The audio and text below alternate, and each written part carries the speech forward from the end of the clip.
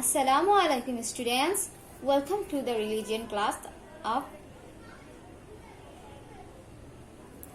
Assalamu alaikum students. Welcome to the religion class. Today I'll discuss for class 10 chapter 5 lesson 11 and our topic is about Imam Abu Hanifa rahmatullahi alayhi. Do you know who is he? Let's know. Before knowing about Imam Abu Hanifa rahmatullahi alayhi, we will know about the four madhab of Islam. How many madhab of Islam? How many madhab of Islam are there? Do you know? There are four madhab or Islamic education of school in Islam. How many? Four. They are Hanafi madhab, Maliki madhab, Shafi'i madhab and the last one Hanbali madhab. Imam Abu Hanifa rahmatullahi alayhi is the founder of Hanafi madhab. Imam Malik rahmatullahi alayhi is the founder of Maliki madhab. Imam Shafi rahmatullahi alayhi is the founder of Shafi'i madhab and Imam Hanbal rahmatullahi alayhi is the founder of Hanbali madhab. That means these madhab are named by the name of the founder. Hanifa to Hanafi, Malik to Maliki, Shafi to Shafi'i and Hanbal to Hanbali. Let's know about Imam Abu Hanifa rahmatullahi alayhi. Imam Abu Hanifa rahmatullahi alayhi is the father of fiqh. Fiqh means Islamic jurisprudence or law system. He also the founder of Hanafi madhab. As we know, there are four madhab in Islam and he is the founder of first madhab.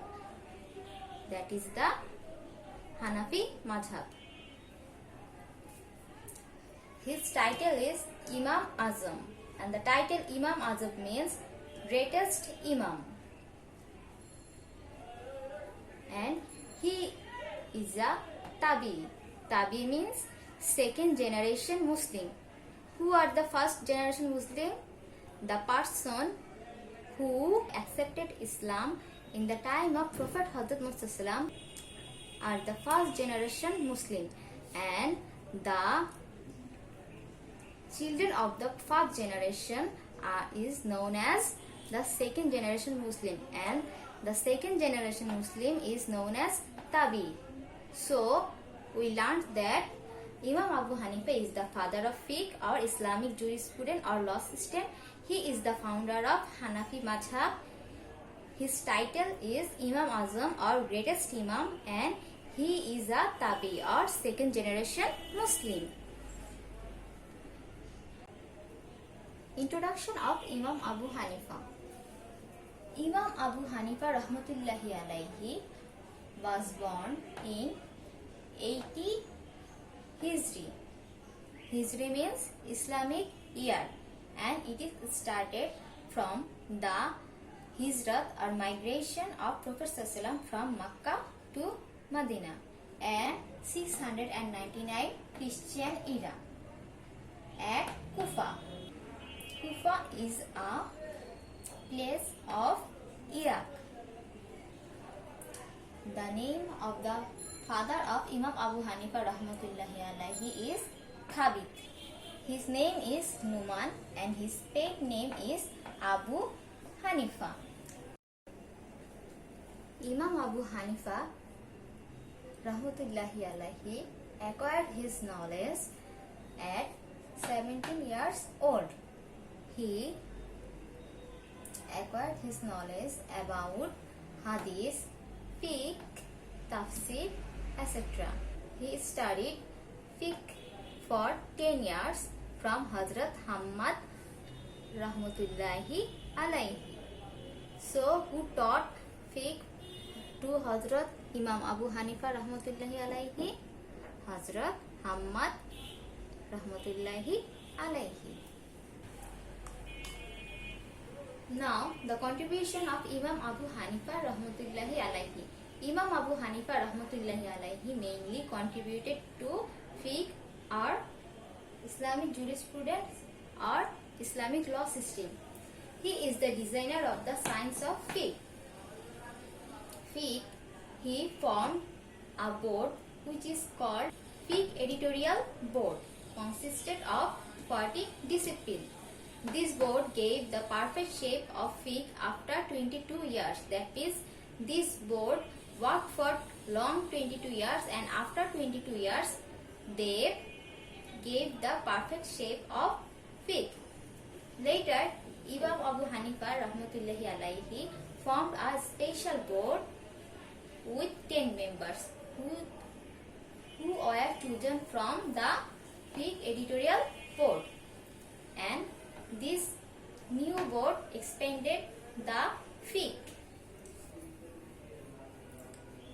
Next point is masala means problems and fatwa means solution. This fiqh board gave the solution of any problems or the fatwa of any masala in the light of Quran and Hadith. That means they didn't give any solution from themselves, but they gave the solution of the problems or fatwa of the masala from the Quran and Hadith. 50,000 masala and fatwa were recorded in Kutub-i-Hanafiya, and Kutub-i-Hanafiya is known as Hanafi treatise. So Kutub-i-Hanafiya is the book which is recorded by 83,000 masala and fatwa, or 83,000 problems and solution. And this board proved that any kind of complex matter can be solved through mutual consultation. Now let's see the qualities of Imam Abu Hanifa rahmatullahi alayhi. Imam Abu Hanifa rahmatullahi alayhi observed fast for 30 years long. He did not enjoy night sleep for 40 years. He finished Tilawat-e-Quran, or he khatam the Quran 61 times in Ramadan. Can you imagine? Many of us can't khatam the Quran one times in 30 days of Ramadan, but he khatam the Quran 61 times in 30 days. That means he finished Tilawat-e-Quran more than 2 times in a day. He performed Hajj 55 times. Okay, here is the story that he heard that a thief had stolen a goat from Kufa, and for this he did not buy or purchase mutton for 7 years old. 7 years. Whether the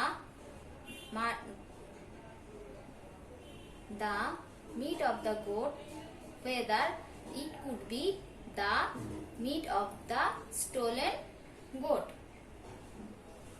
He never took any benefit in exchange of his service.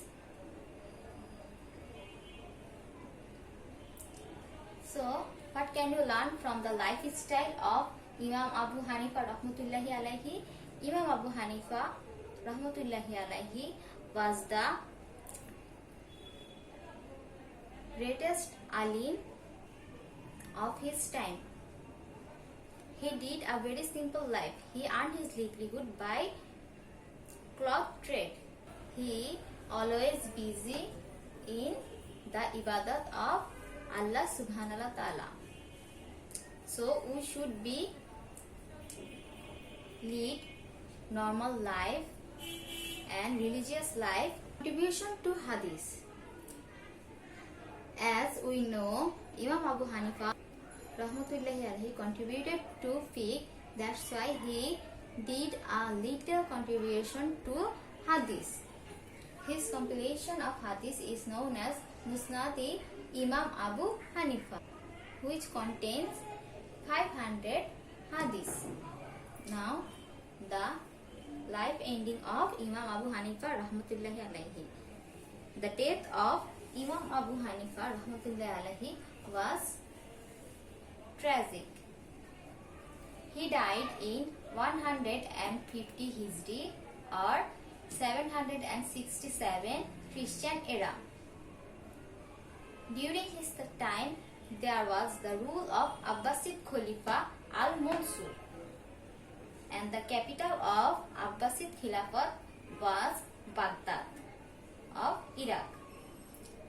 The Khalifa al-Mansur offered Imam Abu Hanifa rahmatullahi alayhi to become the office of Chief Justice of Baghdad, but Imam Abu Hanifa rahmatullahi alayhi refused the proposal of the Khalifa, and the Khalifa became very angry and he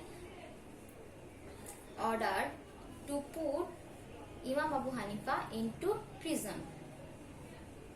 Imam Abu Hanifa rahmatullahi alayhi stayed long in the prison, but he rejected the proposal of the Khalifa because he held a high honor of moral and religious knowledge. By rejecting the favor promised by the government, Chief Justice has to work for the government and he might take a wrong decision in the favor of the government. So he wanted to be a neutral. He did not work for the government and he wanted to be independent person. So he did not work for the Khalifa, and that's why he refused the proposal of the Khalifa, and he was forced to drink the poison, and Imam Abu Hanifa rahmatullahi alayhi died by poisoning. So we learn the life of Imam Abu Hanifa rahmatullahi alayhi. Introduction of Imam Abu Hanifa, his contribution to hadith, his contribution to fiqh, his moral values, his lifestyle, and his tragic death. I hope you can easily solve the exercise. See you soon in next class. Till then, stay safe, stay home.